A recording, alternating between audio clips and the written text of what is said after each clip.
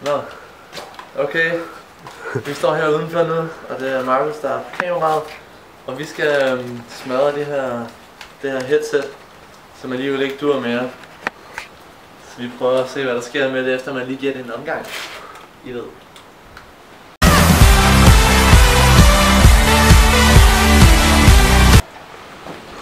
Det så nice ud. Yes.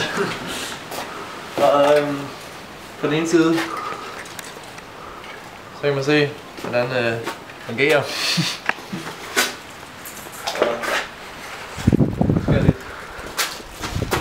Det spredt sig egentlig i meget systematiske dele. Super flot egentlig.